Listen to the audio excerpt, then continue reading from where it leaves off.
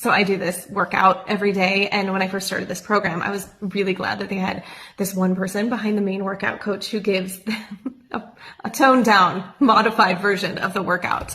I was not ready to go all out yet. And so I had to progressively introduce new moves and heavier weights when I was ready. And it always kind of cracks me up, some of the commentary that these trainers give when they're trying to fill the space. And I've heard them on a few occasions say, you're doing this now so that when you fall, you're going to be able to get back up again. You know, you're building those muscles when you get older and you're more prone to falling. You've already worked on and established those muscles that you're going to need to get back up on your feet.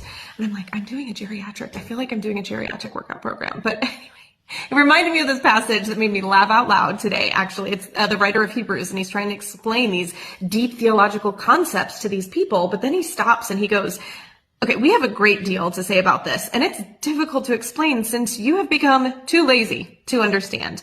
Although by this time, you ought to be teachers. You need someone to teach you the basic principles of God's revelation again. You need milk, not solid food. Now, everyone who lives on milk is inexperienced with the message about righteousness because he's an infant. But solid food is for the mature, for those whose senses have been trained to distinguish between good and evil. Therefore, let us leave the elementary teaching about Christ and go on to maturity.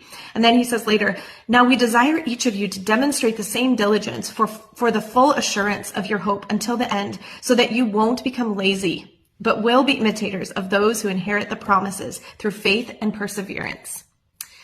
So basically, this author is like, y'all lazy. Like they've dropped the ball. Y'all are doing the modified version of the workout over here, or aren't even showing up to work out at all. But because of that, you aren't going to have the muscles that you need to be prepared and trained and mature. And he's like, cut it out. God has so much more for you. If you want to have the muscles to get back up when you fall in this life, and you will, it is not a matter of if, it is a matter of when, then you got to spend time seeking after and training your spiritual muscles now so that you can actually use them when the time comes. Otherwise, when you fall, you end up on that floor longer than you want to be there, without the spiritual fortitude and maturity to get you through and carry you to the fulfillment of your hope and inheritance in the Lord. So this is your reminder, my reminder, put in the reps. God wants more for us, more fortitude, more strength, more endurance, more knowledge of and trust in him. He has so much more for us.